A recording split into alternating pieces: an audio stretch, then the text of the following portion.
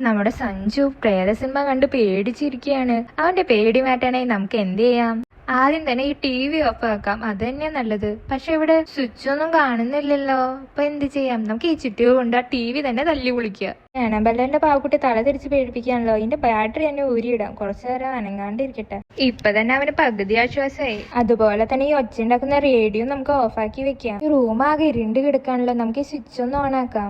അയ്യോ, ഈ AC എങ്ങനെ തന്നെ ഓണായേ? ഇതിന്റെ സ്വിച്ച് തന്നെ ഊരിയിടാം നമുക്ക്. ഇതിപ്പോ ആരാ വാതില് തല്ലി പൊളിക്കാൻ നോക്കണേ? അയ്യോ, ഇത് പ്രേതം തന്നെയാണല്ലോ. ഈ വാതില് തുറക്കാതിരിക്കാൻ വേണ്ടി നമുക്ക് സ്റ്റൂള് മാറ്റി ഇവിടെ തന്നെ ഇട്ട് നോക്കാം. ഇതിപ്പോ ആരാ ഈ നേരത്തെ ഈ ഫോണിൽ വിളിക്കുന്നേ? ഈ ഫോണ് നമുക്ക് ഈ ചുറ്റി കൊണ്ട് അടിച്ചു പൊട്ടിക്കുക.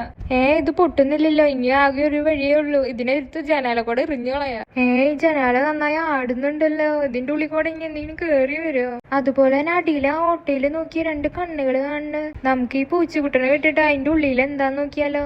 ആഹാ, അതൊരു എലിയായിരുന്നു അല്ലേ. നമുക്ക് ഈ ചുറ്റിക കൊണ്ട് ഈ ടേബിൾ മടിച്ചു കഴിഞ്ഞാൽ രണ്ട് മരക്കഷ്ണായിട്ട് കിട്ടും. ഈ മരക്കഷ്ണം അടിച്ച് നമുക്ക് ജനാല അടച്ചു വെക്കാം. അയ്യോ, അത് പ്രേതം ഉള്ളിൽ കയറിയല്ലോ. ടേബിളിന്റെ ഉള്ളിൽ കാണുന്ന ഹെയർ ഡ്രയർ എടുത്ത് നമുക്ക് ഈ പ്രേതത്തിന്റെ മുഖം ഒന്ന് നോക്കിയാലോ?